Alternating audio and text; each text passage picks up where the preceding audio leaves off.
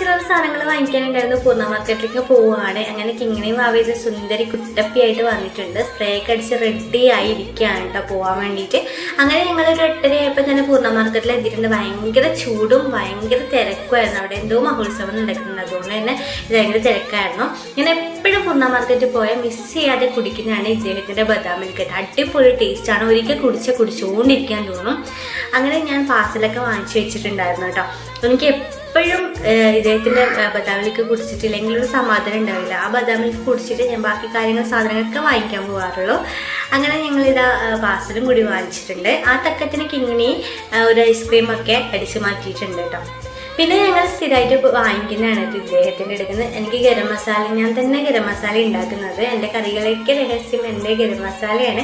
അപ്പോൾ എനിക്ക് കുറച്ച് സാധനങ്ങളൊക്കെ വാങ്ങിക്കണമുണ്ടായിരുന്നു. ഇദ്ദേഹത്തിൻ്റെ കൈമന്നാണ് എപ്പോഴും ഞാൻ വാങ്ങിക്കാറുണ്ട്. അപ്പം അങ്ങനെ ഞങ്ങൾ ഫ്രൂട്ട്സ് വാങ്ങിക്കാൻ വേണ്ടിയിട്ട് പോയി. ഫ്രൂട്ട്സിനൊക്കെ വില കുറവായിരുന്നു. പിന്നെ ചെറിയുള്ളി അങ്ങനെയുള്ള സംഭവങ്ങളൊക്കെ വാങ്ങിക്കണമായിരുന്നു, അതൊക്കെ വാങ്ങിച്ചു. പിന്നെ ഇങ്ങനെയൊക്കെ കുറച്ച് കൊത്തിപ്പറിക്കാൻ വേണ്ടിയിട്ട് കുറച്ച് സാധനങ്ങളൊക്കെ വാങ്ങിച്ചിട്ടുണ്ടായിരുന്നു. പിന്നെ വന്നപ്പോഴാണ് എനിക്ക് പാനിപ്പൂരി കഴിക്കാൻ തോന്നിയത്. കുറേ നാളായി പാനിപ്പൂരി കഴിച്ചിട്ട്. അങ്ങനെ ആ പാനിപ്പൂരിയുടെ സ്ഥലത്തുനിന്നും പാനിപ്പൂരിയും കഴിച്ചു. എനിക്ക് ഇവിടുത്തെ പാനിപ്പൂരി ഭയങ്കര ഇഷ്ടമാണ്. പിന്നെ ഞങ്ങൾ വേഗം വീട് പിടിക്കാനുള്ള തത്രപ്പാടിലായിരുന്നു കേട്ടോ.